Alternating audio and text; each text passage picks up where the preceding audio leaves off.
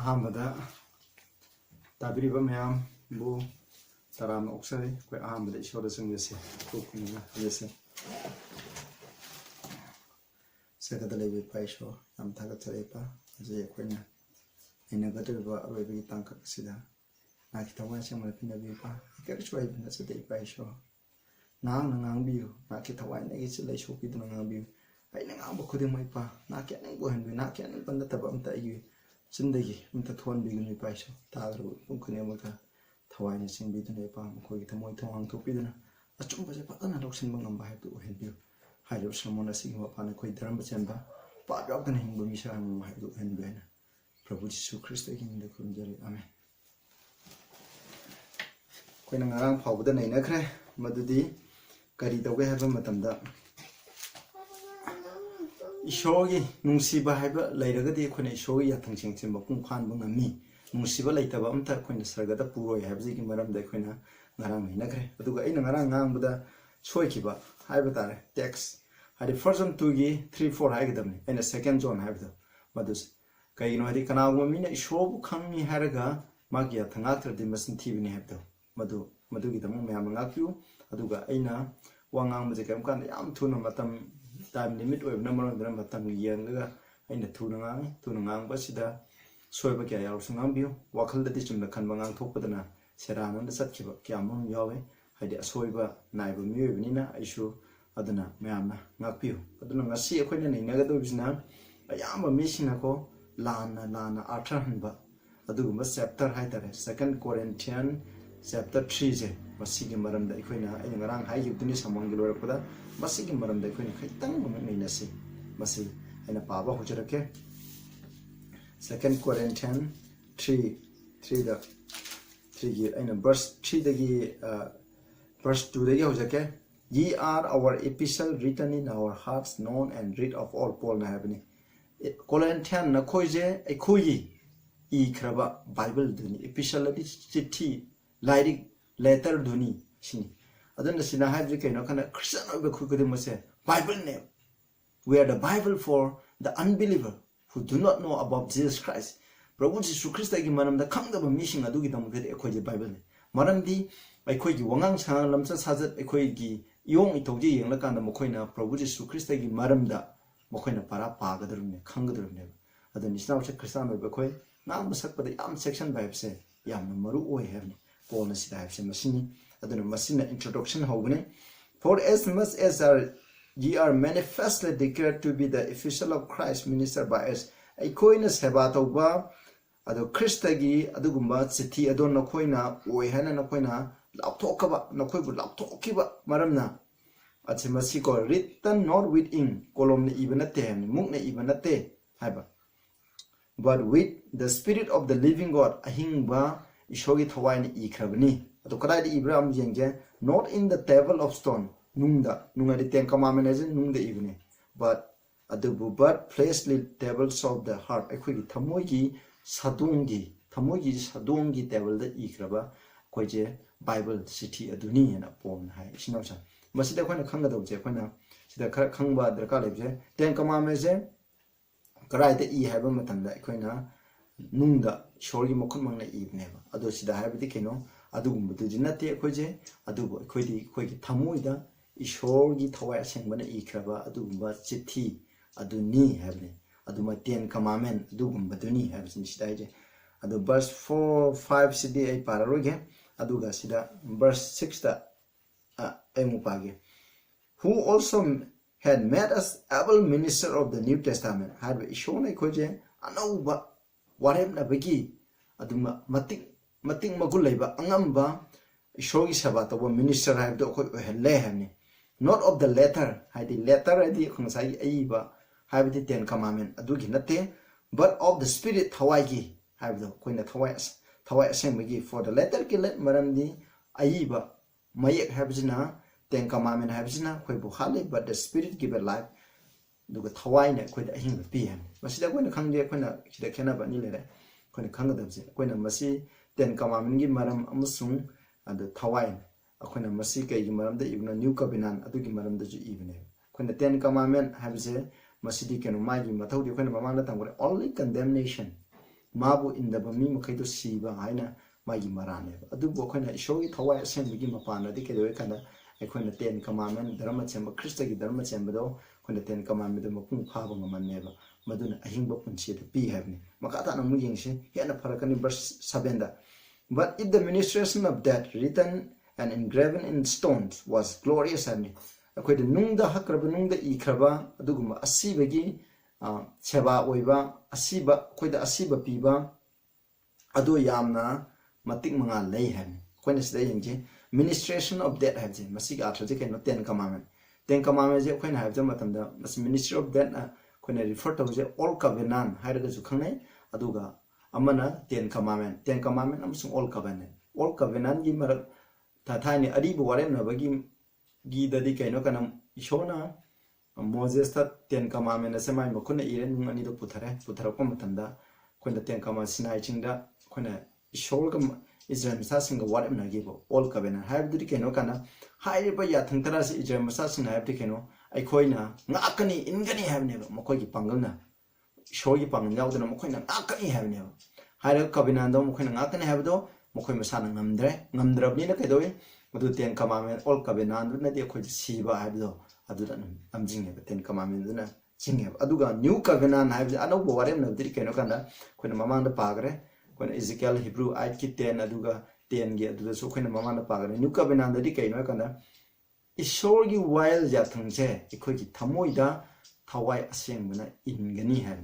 ibigani have aduga thawai asengmi mapana ten commandment je khoi gi thamoida ibaibdi akhoina ilangani have induna salangani have khoi gi pangana na taba show gi thawai asengmi mapana asmaina masigi mapana new covenant gi mapana khoi gi sep phangmani all covenant gi mapana khoi gi sep phangmana te all covenant je bejoy je ten commandment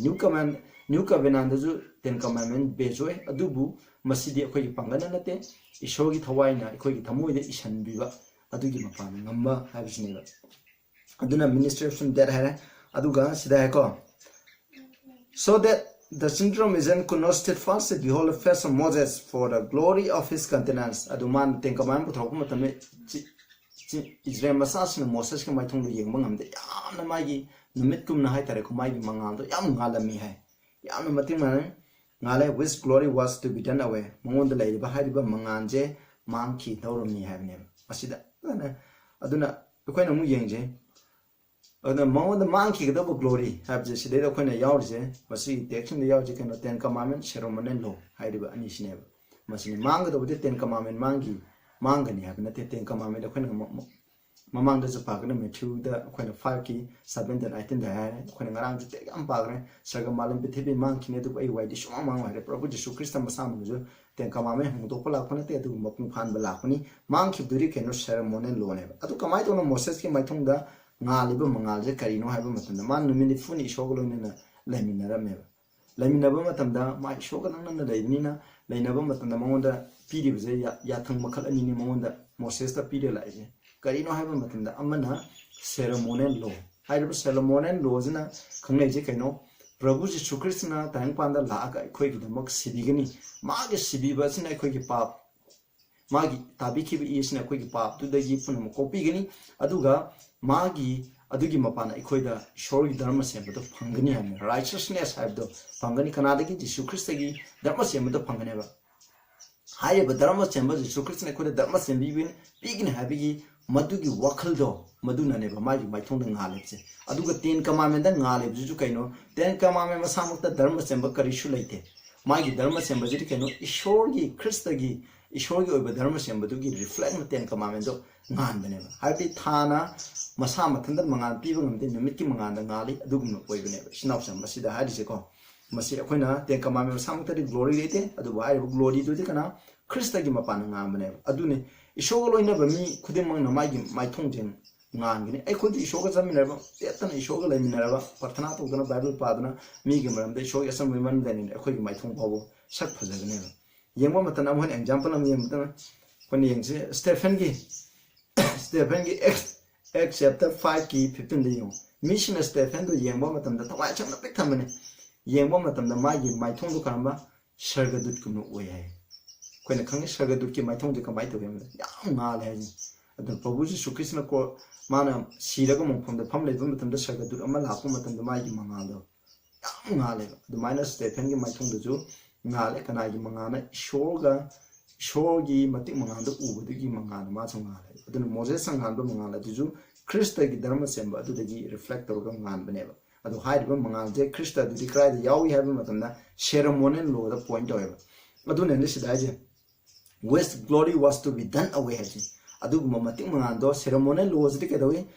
ꯄ꯭ꯔꯚꯨ ꯖꯤꯁꯨ ꯈ꯭ꯔꯤꯁꯇꯅ ꯀ꯭ꯔꯣꯁꯇ ꯁꯤꯕ ꯃꯇꯝꯗ ꯃꯥꯡꯈ꯭ꯔꯦꯕ ꯃꯁꯤꯗꯤ ꯑꯩꯈꯣꯏꯅ ꯈꯪꯒꯗꯧꯁꯦ ꯑꯗꯨꯕꯨ ꯃꯣꯁꯦꯁꯇ ꯉꯥꯜꯂꯤꯕ ꯒ꯭ꯂꯣꯔꯤꯗꯨꯗꯤ ꯑꯗꯨꯅꯦꯕ ꯑꯗꯨꯒꯤ ꯃꯄꯥꯟꯅ ꯉꯥꯟꯕꯅꯤ ꯍꯥꯏꯕꯁꯤ ꯃꯁꯤꯅꯤ ꯑꯗꯨꯒ ꯑꯃꯨꯛ ꯌꯦꯡꯁꯦ how shall not the ministration of the spirit be rather glorious ꯑꯗꯨ ꯑꯣꯏꯇꯥꯔꯒꯗꯤ ꯊꯋꯥꯏꯒꯤ ꯍꯦꯡꯀꯣ ꯇꯦꯟ ꯀꯃꯥꯟꯃꯦꯟꯗꯣ ꯑꯩꯈꯣꯏꯅ ꯑꯁꯤꯕ ꯂꯝꯖꯤꯡꯕꯗꯣ ꯑꯗꯨꯁꯨ ꯒ꯭ꯂꯣꯔꯤ ꯑꯣꯏ ꯑꯗꯨꯗꯤ ꯁꯤꯗ ꯍꯥꯏꯁꯦ ꯃꯣꯁꯦꯁꯅ ꯍꯥꯏꯁꯦ ꯀꯩꯅꯣ ꯊꯋꯥꯏꯒꯤ ꯑꯣꯏꯕ ꯑꯩꯈꯣꯏꯗ ꯑꯍꯤꯡꯕ ꯄꯨꯟꯁꯤ ꯄꯤꯕ ꯑꯩꯈꯣꯏꯗ ꯂꯣꯡꯕ ꯅꯥꯏꯗꯕ ꯄꯨꯟꯁꯤ ꯄꯤꯕ ꯏꯁꯣꯔꯒꯤ ꯌꯥꯊꯪ ꯇꯔꯥꯗꯣ ꯑꯩꯈꯣꯏꯒꯤ ꯊꯃꯣꯏꯗ ꯏꯁꯟꯕ ꯑꯗꯨꯒ ꯃꯤꯅꯤꯁꯇ꯭ꯔꯦꯁꯟ ꯑꯣꯐ ꯗ ꯁ꯭ꯄꯤꯔꯤꯠ ꯍꯥꯏꯔꯤꯕ ꯃꯁꯤꯗꯤ ꯍꯦꯟꯅ ꯉꯥꯜꯂꯣꯏꯗ꯭ꯔꯅꯤ ꯃꯁꯤꯗ ꯑꯃꯨꯛ ꯃꯤꯅꯤꯁꯇ꯭ꯔꯦꯁꯟ ꯑꯣꯐ ꯗ ꯁ꯭ꯄꯤꯔꯤꯠ ꯍꯥꯏꯕꯁꯤꯅ ꯈꯪꯅꯩꯁꯦ ꯀꯩꯅꯣ ꯅ꯭ꯌꯨ ꯀꯕꯦꯅꯥꯟ ꯑꯗꯨꯕꯨ ꯈꯪꯅꯩ ꯑꯩꯈꯣꯏꯅ ꯅ꯭ꯌꯨ ꯀꯕꯦꯅꯥꯟ ꯍꯥꯏꯔꯤꯕꯁꯤꯗ ꯁꯦꯔꯃꯣꯅꯤꯌꯦꯜ ꯂꯣ ꯑꯗꯨꯒ ꯏꯔꯣꯏ ꯂꯣꯏꯅ ꯀꯩꯗꯧꯕ ꯑꯩꯈꯣꯏꯅ ꯏꯁꯣꯔꯒꯤ ꯊꯋꯥꯏ ꯑꯁꯦꯡꯕꯒꯤ ꯃꯄꯥꯅ ꯑꯩꯈꯣꯏꯒꯤ ꯊꯃꯣꯏꯗ ꯏꯁꯣꯔꯒꯤ ꯌꯥꯊꯪꯗꯣ ꯏꯕꯤꯅꯤ ꯍꯥꯏꯕꯅꯤ ꯃꯁꯤꯁꯨ ꯍꯦꯟꯅ ꯃꯇꯤꯛ ꯃꯉꯥꯜ ꯑꯣꯏꯔꯣꯏꯗ꯭ꯔꯥ ꯍꯥꯏꯕꯅꯤ ꯏꯁꯣꯔꯒꯤ ꯙꯔꯃ ꯆꯦꯟꯕꯗꯤ ꯃꯁꯤꯅꯤ ꯑꯗꯨꯒ ꯑꯃꯨꯛ ꯌꯦꯡꯁꯦ verse 9 for if the ministration of condemnation be glory aduna akoina condemnation akoibu hatpa akoibu sienba ase yamna glory oiba taragadi the ministration of righteousness excellent glory adudi akoibu dharma semba purokpa habje masine heloidra hene hena mating manga leiloidra hene masina lebum thoi sini aduga sida mu yengse verse 10 for even that which was made glorious haiba masibu mating mangan ohelibere had no glory in this respect by the reason of glory that excel aduna kwadigi hanba mating mangal do aduga sangdamnabadadi ngasagi ngale hariba mating mangan do adu yamna nganba nate haidi krista da leiriba mating mangan aduga ten commandment da leiriba mating mangal aduga yengnabadadi krista da leiriba aduna yamna hele hanne masini khona khangadawse aduga verse amkoina mu yengse makhadam yengse verse sidani size meaning am known 4:11 for if that which is done away was glorious much more that which remain is glorious aduna cross pubada sikraba aduguma ceremony lodo adu yamna glorious oi taragadi hojik kedoba lemho lengdana ne horiba hongdana ne horiba ten commandment je masini hena mating mangan oiredra hamni ten commandment da ngaliba mating mangan je krai digi lakune ba through Jesus Christ aduna Jesus Christ digi mapana lakuni habje masine ba sida done away habje da moine ina haije ten commandment hai no ten commandment is not done away hamni aduna aduga verse 13 da mu parage sida 12 se paragoy not as Moses kumna oigumje which put a veil over his face magi mai thong du da mine ubangam da bana maram moitana parda ama magi phi ama khalleba kaino di magi mangando tholopa mangando mine uba matam thakatpada kibudo adugi dama parda ama thalle senka that the children of Israel could not steadfastly look to the end of that which is abolished mangkhaba ceremony logi adugi oibudo makoina Moses ki maithong lo yenga uba ngamde haibadi kaino khana Moses ki maithong na ngalebududi ceremony lo degi hadi Prabhu Jisu na khoi gi damuk sibegini maki dharma sembana khoi dharma semba pubirakne haibadi mangana ngangane adubu Moses ki maithong do yenga kanda parda do power yengba matamda kaidewe matamda adugumba Jisu Christ na khoi gi damuk sibegini haibdo madu kaidewe ha matamda adu uba ngamde masi Corinthian gi matamda ju yamna problem tholibje sineba moina habje kaino kanda ceremony lo ngaktrgadi khoina circumcision tawdragadi na khoi ankubam phamoi haibneba adugi matangna confusion leibudugi yamna sayena ba khanaba leirapududagi Paul na Corinthian isinauchna bhapta ningai gi tamung masi ibneba aduna Jews matam du leiba Corinthian da leiba Jews singduna Moses ki loje paba matam da ko mokhoina kaidawi ha matam da mokhoina Moses lo adu da yenga kana mokhoina kanbiba ama lakani habdo Jesu Christ ne habjo mokhoina thaja de paraga Jesu Christ ne masida fulfill oigreje thaja da dun maram oidana mokhoi lausan da buduna maram oiduna ne ba mokhoina parda ama dum lei haibje yengse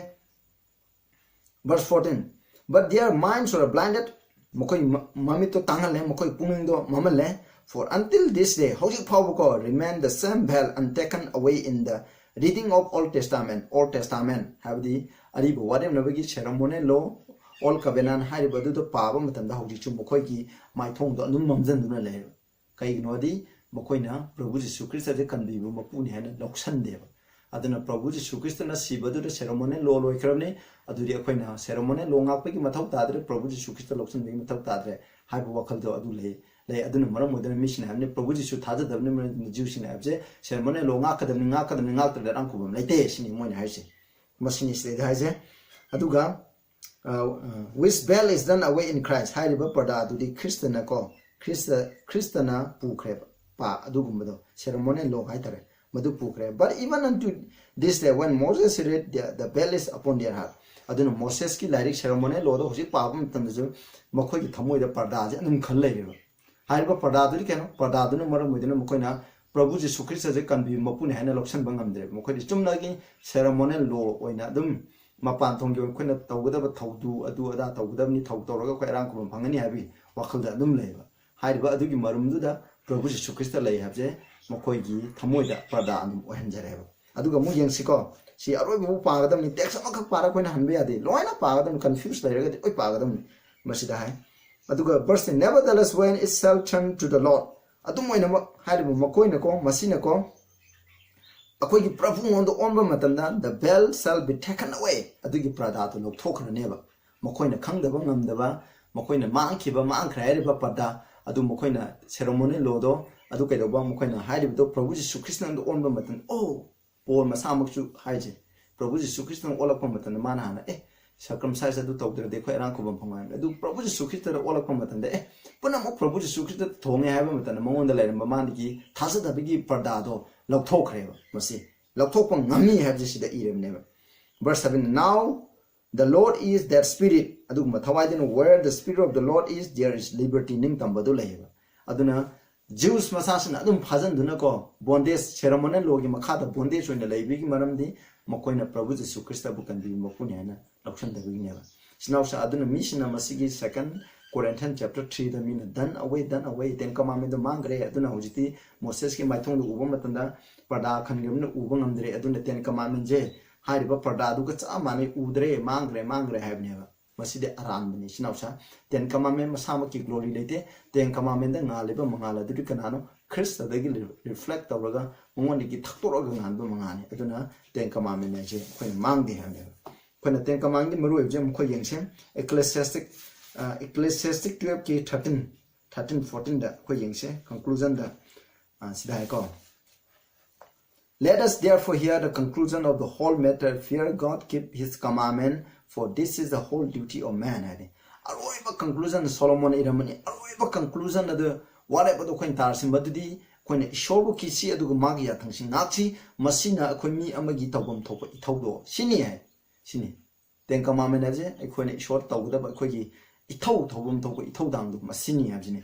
masi for God shall bring everyone into judgment with every second thing whether it be good or whether it be evil apabo ju phatabol su khoina tawwa du ni matun ne ishona khoi kudumapu wayen gani habjini sida khoina haja aduna sida 2 Corinthians 5 ki 12 ta khoina mu yeng 2 Corinthians 5 ki 12 ta for we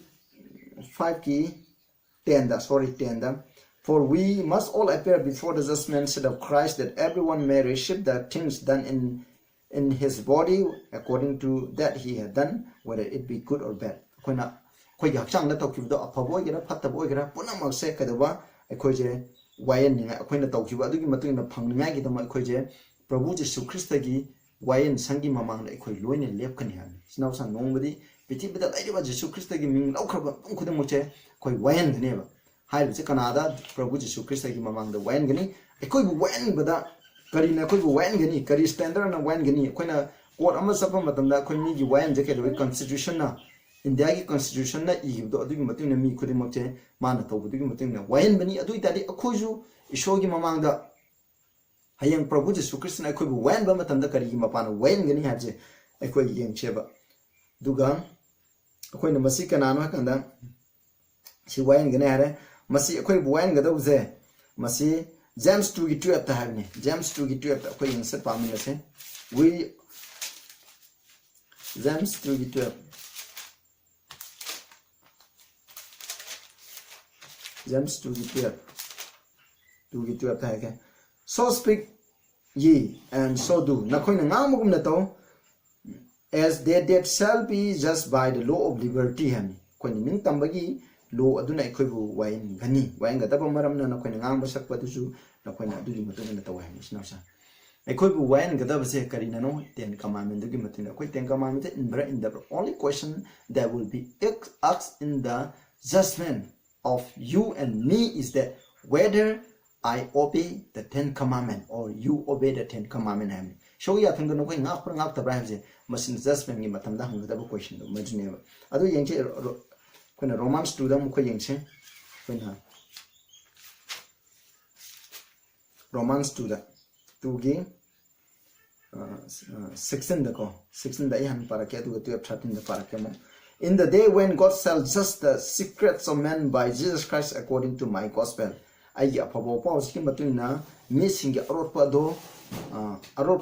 Prabhu Jisu Christ na wayan gani ham sida haipse ina mama lu sai kra second ko adu asida 2 gi 13-14 da 2 gi 13-14 for as many have sinned without the law shall also perish without the law. Haidi law khangdana law yaudana pa to ba mi sing adu zu kai do ba makhoi ju law yaudana signi ham sida as many have sinned in the law shall be judged by the law. Aduna law khangna tawba pa to ba mi sing do law no wain gani ham law khangdana de khona di kana mi sing shogi ya thang tara lai ha chu khangda ba mi sing lai ga adu ba ya thang du de kai do ba ai khoi gi kan sai sa ishona ibi bane aduna khona khoi gi kan sai sa iba du gi matung na khoi je adu mangani ham madu wain gani ham ni thatin the law for not the hearers of the law are just before God and go ishogi law ta ba mi sing do ishogi ma da chumaloi but the doers of the law shall be justified. Aduna having 14 when the Gentile which have known the law later to do by nature the things contained in the law the yawdo when the thing the 10 commandment yawdo Gentile tinju mokoi the law later to anum khangna tay this having not the law are a law unto themselves mokoi the law yawdo ju masi mokoi the law ojare havne masi ne khona sai verse pe tejo law yawdo ba mission ju law yawdo na signi havne maram di mokoi kan sai sa loin mi kun khudi muta ngambi grabani havje masi ne aduna khoina ine momang do zoi gre aduga mokhoina khara salaje Revelation 14 the ko Revelation 14 the law have je kana khatana ishogi sarga da sakada ge have nantana masi manipur da yam la le ko manipur have ga ina par je kingdom version atopa version jing da ju masi sumaina iramoy and blessed are they do his command atopa sin the blessed are they do that wash his clothes ana kana pijon changdok charaba sing cham thok charaba sing mi sing do yai phabani na hai adu busidadi then kana kingdom version di Ishogi athanga permission do yai phabani madudi they may have right to the tree of life may enter in through the gates into the city yathanga permission do na tree of life ki mahi do saba phangani aduga mokhoina sagagi 12 gates ado lala ka mokhoina chatpang ngani have je masinda aseng ba version da ibe je masini atopa version da di khogi pion sam thok cherba mission do yai phabani na have ni adu sidadi yam phajana ire aduna khoina 10 commandment ngakta ba mi amatana ishogi athangdo ishogi city do 12 gates to power to the tree of life taking my head when the sabo no moy hare maram di 10 commandments yam maru wai aduga ro kana na norok ta sakani have je khoi mu yengse khoi na mission na have do 10 commandment mang khra adu di norok ta sakada mission di kana have je Romans 1 gi 29 de na 32 ai pazar ke even as they did not like to retain God in the knowledge in their knowledge ma khoi na haidi masi jantan iso khang da mission di maram da ngang bane God gave them over to a reprobate man. Makoida puning pataba puning mapirame to do those things which are not convenient. Kona makoi sana daba posting the tongue dama verse 29 that being filled with all unrighteousness. Dharma chendaba kudimo the pick taure fornication aduna luhonding and jumba big liner mari liner sing wickedness octava patabasing covetousness nolupa mihoba maliciousness hinchai itama full of envy kalakpa mihoba lere murder mihatpa debate mariyam takuba deceit nam thak tobon malignity hingcha yaitamba whisperer mingon the murum chonmakan ba backbiter mi gi phatta bangang ba haters of God ishobu tukasaba despiteful masijuko tukasaba haitara proud napal toba boaster masiju napan toba inventor of evil things phatta ba tongnya honaba disobedient to parent mama mapa singna haibi indaba without understanding bhab tadaba covenant breaker law thugai basing koina covenant thugai basing without natural affection moksai go even sibala itaba sanga dabu phattaba lamcha saja chatpa hai tare implacable unmerciful hari basing ye kon who knowing the judgment of God that they wish commit such things are worthy of that asibda mokha asigma pa sida kona palibje kaino kanda masida palibje lo thugai ba ngaktane papi ngaktane papi hai je kram no ishogi athang thugai ba ngaktane hai bas mokhoi tawriba mising do not only to do the same tawda natana but have pleasure in them do mokhoi bu tawgi taw mokhoi na tawdraga su mokhoi tawning ba pamba leiba mising do norok ta loi sakane ni sinawsa masina haje papi makhai do norok sakane Galatians 5 to 19 ju hakchangi oiba lower power na marum oidun insalakpa apatat patient design marum oidun taw hakchangi phattaba tawbumi makhai do norok ta sakane ni sinawta haibidi koina paba habji yathang thu haibani aduna yathang thu haibami papi amata sarkada saloi mokhoi je norok ta sakani haibani adu Revelation 21 amuk Revelation 21 da imuk page Revelation 21 da ju khara ire sida Revelation 21 Revelation 21 da 21 gi 8 ka 27 gi da 8 amuk page ko but the fearful akiba missing unbelieving short has the bad ibune tuku sabasing madra mia po war mangar sibu oktabilam the sorcerer my beja to mantra tawa idolater lai mutila basing all year mustn't thibasing shall have their part in the lake of fire which burn fire and brimstone which adun shidai je kaino ya thang thuga missing adu 20 ga 27 da moi pazrakhe there is no wise enter into it anything that defile amot passing chang molan the thabak to basing am tamangwe neither whatsoever work it abomination or make it a lie with the bamasintiba they which are written in the Lamb's book of life adubu ishogi ahing bugi like the some mission do ignani aduna now sa koina habde keno yathang thugai ba pap to mission papi oina ko khoi sarga susang chang ngamoy hoji missiona gospel of grace habji ishona prabhu jesu krishna course sibigre aduna khoi yathang ngak tru tarkalite 10 commandment no need 10 commandment jangang ching bu takpi roi do ne masi moi do polum makhalamani kana mission yamna haibele ko masi aran bani du khoina mamang du haidani yathang jingje indraba du khoi gi pangana ngamoy prabhu jesu krishna gi new covenant gi mapana thawai sam du na khoni ra pan matam da khoni oi kana yathang ap ngami habje mu karam min taram sela bi ai loir khodam yingse aduga revelation khoina 22 gi 14 da khoina 22 gi 14 da khoina pagre yathang ap mission du na sakane habje aduga revelation 14 gi 12 ju hai ko ishogi yathang ap mi kambu amal lei hai prithibi da ko jingje karam mina shogi yathang jinga pra haji mina yathang ap sunga mo hai ko adu bible na hai nei hai banate yathang ap ngam mi lei bra lei tabra haji khoni yengche khoina hinako 12 da here is the patience of the saint dharma chamber sing adu ki khang mu sida le here are they that keep the commandment of God and the faith of Jesus hai shogi yathang ap mi kanglu ama roi ba matam da leigini makhoi da kana leigini the faith of Jesus hai ni jesu christ gi thaja badu leigini hai ni masibune koina faith of Jesus tu bune koina ngasai asadi gi ngang ni mem jina dei koina gospel gi maram ngang je prabhu jesu christ da thaja ba leiraga de kedoba prabhu jesu christ da thaja ba leiraga di prabhu jesu christ na ibu ai pap to hundana dharma chamba mi ama hingan bok mi haina thaja ba leiraga de koina jesu christ gi pheto leiteba prabhu jesu christ da thaja ba leide kedoga na prabhu jesu christ na khoida leibiraga koina mapung phana ishogi wayan jathang chingje mapung phana ngakpang ami haba thaja ba do leira de koina faith of Jesus level adu tare khoni shogi yathang ngakpang ngone masini silare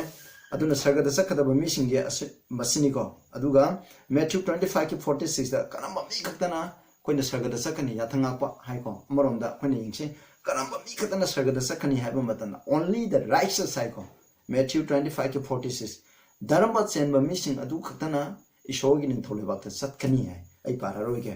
adu de khoina hoji roibda yengsaje can we live without sinning koi pap sung tau tu tane khoi hingba ngudra habsi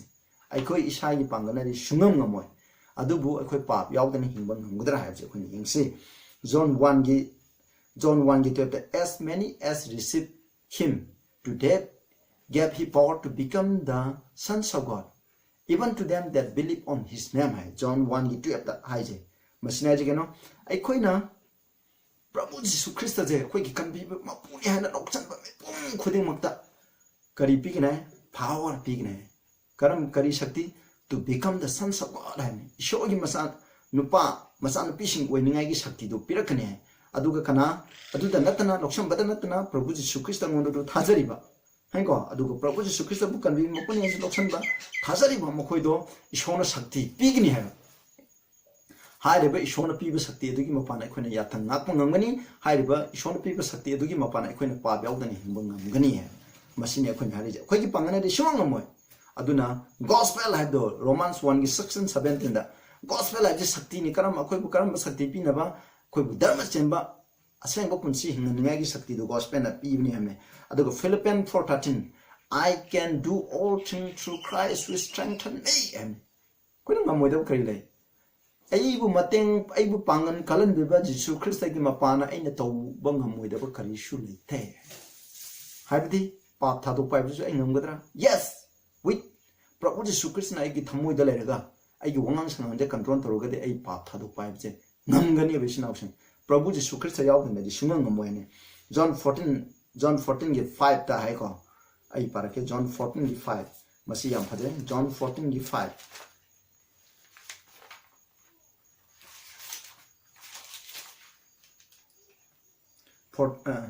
John 14 that John sorry 15 ki 5 ta hai gidami ko 15 ki 5 sorry John 15 ki 5 I am the vine, ye are the branches, he that abideth in me, I in him, the same bringeth forth much fruit. Aina drakha pambi duni na koina nasani adu engon da leba mi khuding aina mongon da leba khuding ma duna mahi yam jalagani for without me ye can do nothing. Ai yaw da nadi na koina kari shu to bong moy have je sinaw ga sini John 15 gi 5 ta koina haje without me ye can do nothing ham ai yaw da nadi kari shu to bong moy aduga koina Luke 1 gi 37 da with God nothing shall be impossible. Isho loina ragadi koina to bong moy da kari shu laite Krista loina ragadi koina pa sungtau tawdaba habje koina ngangani ade ngarang ju pa ga ju 24 da aikoi bu pap sungtau tawhandana aikoi bu tawhandaba ngamba aikoi bu tawhandana ishogi mamanda mara laitana tawhanba ngamba mongonda habni Krista na aikoi je ipa ishogi mamanda aikoi je Krista gi pangana aikoi je pap sungtau tawhandana hinba ngami habje koina ju 24 da koina phajana iduna leire sinawsing aduna koina masi kawgumje adudi karamba mina pap tawje habje koi yingcheba koina saire John 1 ki 12 ta koina Prabhu Jisu Krista bu kanbi mapuni an loksa lagadi aikoi je ishor gi masa sing oire ishor gi masa habdi kaino ishor gi pokku mi sing do ishor gi masa ka oire maduni koina yengse ai sida mathang par ke John 1 John da ko masi yam phajabane 1 John ai bulai che masi de gi hana phajab laitre ai masi paraga masi gi dil losa lagi aroi ba conclusion ai gi sermon je masina 1 John gi 5 ai sida 5 ki 18 5 to 18 da munna pa me amunna ai ta na hajarake aduga punna tami we know that whosoever is born of God sin not koina khangi madudi ishordagi pokpa misingna pap taude ishordagi pokpa di kana ishorgi masa sing hand ishordagi pokpa di ishorgi masa ko ishorgi masa sing ishordagi pokpa misingna pap taude but adu time to he that is begotten of God keepeth himself adu he that is begotten of God hami shorigi poko ma do keepeth himself ma masang ma puko ma thok chei hami hadi pa tawde that wickedness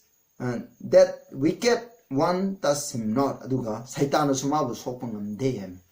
ishorigi masa wari de saitan khoi sopangam de saitan na khoi sopangam de di kaino saitan khoi sopang de kaino pa to hon beduni saitan khoi bu insalaga pa to ladi khoi sopangam me saitan khoi sopangam de is khoi bu pap to hon bangam de maram di ishori gi pokku mission na pap sung tau tau te habini ishori gi pokku je mu yengi ko for John 3 9 da mu ai parake for John 3 9 whosoever is born of God do not commit sin sida jong ma ishori gi pokpa mahak aduna kana mi aduna pap tau te for his seed remain in him maram di mahak ki dara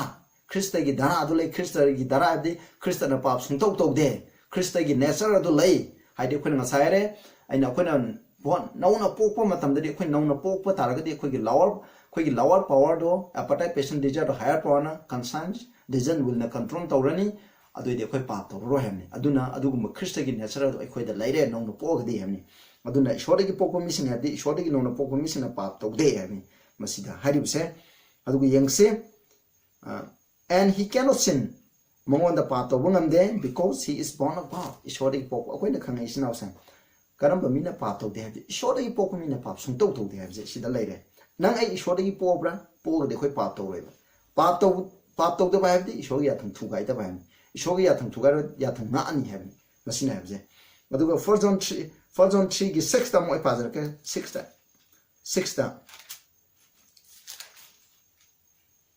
ta whosoever abided him sin not him ishore the labor mahana pap taw de whosoever sin had not sinned him pap taw ba mahana ma pu ubangam de neither known him ma ku khang de sida koi chamana ishore the labor mahana pap taw de ishore gi pop mahana pap taw de chamane adudi khoi na ishore gi po di khoi ishore mon da leire khoi ishore mon da leire de khoi nong na po e masi ani ji chamane sinau sa ishore gi pop pa mi sing ha di ishore da leiba mahana pap taw de ni ishore da leiba je khoi na John ishore ya thanga pom bisna ishore da lei ha je khoi na yeng khre adugo 1 John 4:7 da mu yeng di ko amu yeng che khoi na mathang yeng na je 1 John 4:7 da hai beloved let us love one another khoi amaga mag nung sinaji love is of God nung sibai je ishore gi or pani hai everyone their love is born of God no God hai nung siba hi ba mahado ishore gi pokuni ishore bu khani yare sinau cha masida ha jire khoi na phangare madudi ishore gi pokpu misna pap to de ishore le ba misna pap to de ishore bu nung siba misna pap to de adu cha mane ba ai khoi da nung siba le de khoi nong na poe aduga ai khoi nong na po di pap to dre khoi na ishore gi po ga di khoi ishore mon da le re masini ke doge matan ishore bu nung siba aduga ishore gi nong na po ko mising asina pap to de ha ni ishore ya thang chukai de ha bisni aduna ai khoi na pap to de mi ha bi sidagi cham cham na khoi khane born again believer do not commit sin no no pop mission ko believers in ko pap to de han snaw sa nang ai no na po ba pap to khoi pap to den hingani maram de khoi shol gi masani aduga sida 1 John 2 gi 29 da hai ko sida mu yingse si ju yam phaje 1 John 2 gi 29 da 1 John 2 gi 29 da ai parake now written sin then 29 ko sorry if we know that he is righteous akoina khangi mahak dharma chele have ye know that everyone that doeth righteousness is born of God aduna dharma chenba tawba mahak aduna ishore gi pokpani hai sinaucha dharma chenba have kaino is the opposite of sin pap ki ona tingna bani masida hai kaino hai di akoina dharma chenba taw khuding ma ishore gi poe hai akoi je dharma chele akoi je ishore gi nong na po de akoi dharma chele akoi dharma chele ga de akoi pap taw de hai Karamba mina pap taw de ge have je koina khang de Bible na have ni for John the beloved disciple na have ni ai koina pap sung taw ta na hing yar ka di ai koi ishore ki pokhani ai koina oroina koina nusi ba je legini nusi ba have se le ga di koina ishore ki poe have je khange koina ishore ki po ga di koi dharma sem ba tawre have di pap taw na koina punchi su pa je koina hingba ngam gane be sinau sa adu ai koina khanga da di ai koi matam khuding da koi je papi ni have je ai koina na pan tong ka isu lete ai dharma se le hani ai nong na poe na ai dharma se le hani ai claim tong lete without Christ we are not righteous apart from Christ we are not righteous Jesus Christ ay outro gadi akoi dharma sem ba se koina kai dong da oi thok the Christ gi ma pan na dharma sem ai koina misina amo aroi ben champal ma hai je cross ta je thangba na khanda si de bu ram do Prabhu Jesus Christ na kan bi adu man kai gi kan bi bano Prabhu Jesus Christ ngona thajare aduna ma bu kan bi khoi ju Prabhu Jesus Christ ngona thabira thajara gadi ye thangba khanda lei bu ram do kan bi bu kum lai khoi ju kan bi ne adu na khoina khang de bam lai re khoina Prabhu mana cross ta siba matanda Prabhu Jesus Christ ngona thajare kan bi mapune hane loksan gere aduga khoi ju khoi gi pa ko de ba kha Jesus Christ ngona tuba matanda khoina pungning hongba pi do adumaina hair bu ram ba adu ju ishona puning hongba pi gram ni adu gi magi laibak thi ba ga dara fa ba har gana mahakti ke duge matanda adu mo pungning hongaga hongbo punsi ma hingai tanjal di ma leitre maram di ma cross sire sibni na ma kamaina dharma semba pa yaw do punsi ma do ma tang pa na kamai hingani adu kai guma ma do cross silam da ba tar ga di ma je shona haibi laga Mary Magdalene gumna pa yaw do punsi ma tang pa na hinga ga da ne adu gi da makta nation hausa aduna kristana sibi bese ai ko gi da mak sibi bani aduna sukimati prabha ishogi the gospel true gospel of salvation by grace haibji kino Prabhu Jisu Christ ki mapana aikoina Prabhu Jisu Christ ong khoi thamai khudimak loina piraga mongonda tujaba matamda puning hongba mahangna pibigini aikoina papsing confess ro mo na igini aikogi kam pama khoi du mahangna copy gani aduga mana thamai sangba pibigini aikoi new born ohengani aikoi nangna pokpa mi ohengani nangna pokpa asigi mapana kedo he matanda aikoina pa yaudana ishoi ya thangsinga je Christian gi shakti ga magi grace aduga maoda thaja bajigi mapana trial temptation aikoina prathana to bajigi mapana loina na aikoina step by step ishora commit tawduna surrender tawdun leiba matamda ko aikoina pa ba je tawduna hingba ngami ha je masi afaba paune pa to ga sarga sakani khali missing ado laipak thibini nang isu adu mami oigumsi adugi mota Christian aikoi pa to ndan hingba ngami ha bi je isnausing oise Peter na samudra iron de mana Prabhu mana khong chapda ayu sakke hane ma sale zapam matamda Christian degi mana maikup lai thoki ba matam ithang to u matamda ma lupsan gi adu mai to na aikoi Christian da yeng na saling ai de khoi pa to dena ko hingba ngangani adu Christian degi lai thoku matamda khoi pa to gune adu ne khoi ishora sangda se khona pi se ha jini ani su taje hai da ki sermon series matang manang na na ta na khoi ko de mo bo phangani amde aduna hai da seng ba ishori asum bo pa se na khoi na ta seng na ishori thamoi na khoi da ngangbi ba tarati masigi asum ba je nangi kairoi le kai da leiba nangi sho khang da ba thaja da ba mi sing adu da ko aina pa ke ba aina series 1 to 9 series asida sinari ba text mayam je oina ko to sinarga miyam da share to view adu da ishona nangi mathak ta su bo pi bo igni aduna tabri ba mayam da ishona bo pi bo shino oro video nei prathana to jage sagada lai bai pai shoyam thaga chare na ki to gandagi nasi ki aroi bi ki sermon dai pai sho koina matom karama Prabhu Jisu na sibiba thawjana dugi mapane khoina dharma chemba pa gaudana kamaini hingani ha dugi khoi maram dani na khare pai sho aina ngang ki ba sak ki ba so ki ba ngang hai da ba ngang hoi da ba kya yaw ki ba kya or su pa ni cho na na ta na na kopi koi pai sho dugo khoi pangana di yatang ap ngam na te Prabhu Jisu Christ gi dharma chemba ma na pi bu thawa esen bu ma na khoi bu no pon bi ba du khakti gi mapane khoina dharma chemba ngamjari bani pai khoi da ngapan lokthokpiu pa khoi na yaudana di Prabhu Jisu Christ yaudana di khoi dharma chemba leibane ate pa sermon asibu matak manau na ta akhrabam yong khoi matana ki mapana da bo de pibiduna anauba punsi pibiduna anauba pa yaudana hingba ngamba adugumba Christ gi punsina pek thamba thawai asembagi gi mahina pek thanba adugumba ni pa pi adu ko hen bi pa isho khoi makha tarak program kya khoi mathang manau na ate program sing khando bu suna ha interview aduna na khoi kudeng makta mapana da bo ne bi Prabhu Jisu ni khom jari amen